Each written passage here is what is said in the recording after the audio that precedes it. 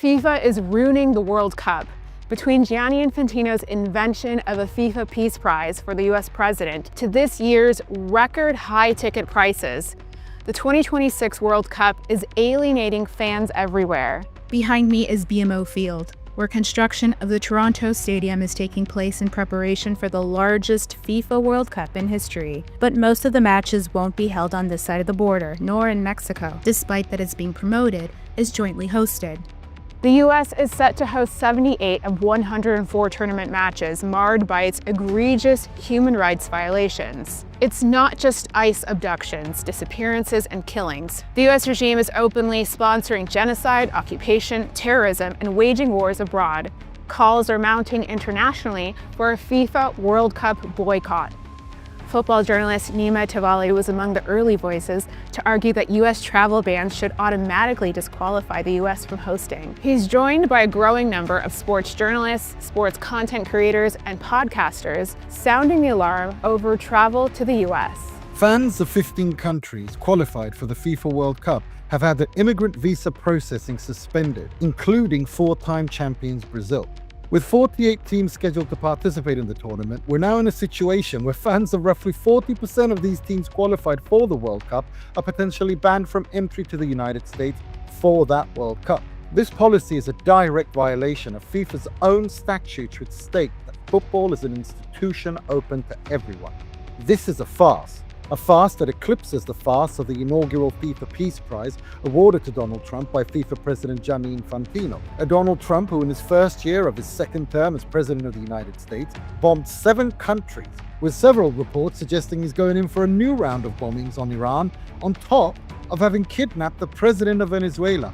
FIFA President Infantino awarded Trump the prize as US massacres and extrajudicial killings in the Caribbean and Pacific hit the 3-month mark.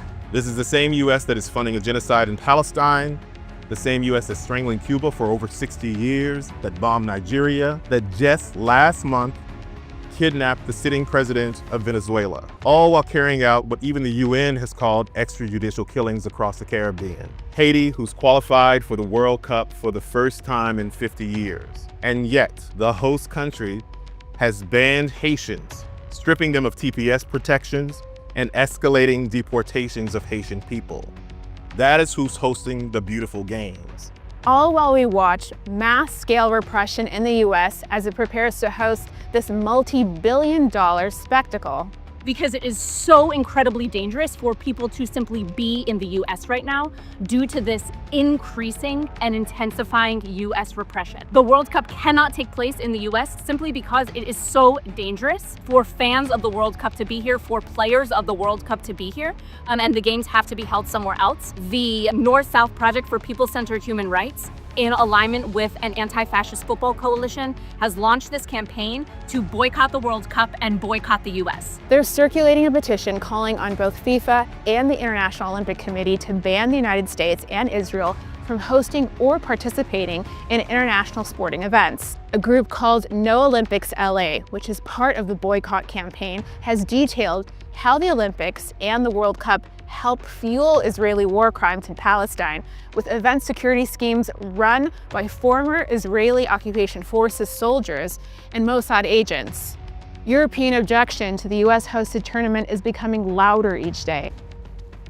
Tens of thousands of people have protested the Milano Cortina Winter Olympic Games with news of the deployment of ICE agents, while in the US, 31 immigrant and civil rights groups have now issued a travel advisory, urging visitors and tourists to consider the risks of traveling to Miami for the summer matches. The United States is actively waging a war on the very same countries that it's inviting to the U.S. to play. The U.S. does not deserve to host the World Cup. The U.S. deserves to be boycotted.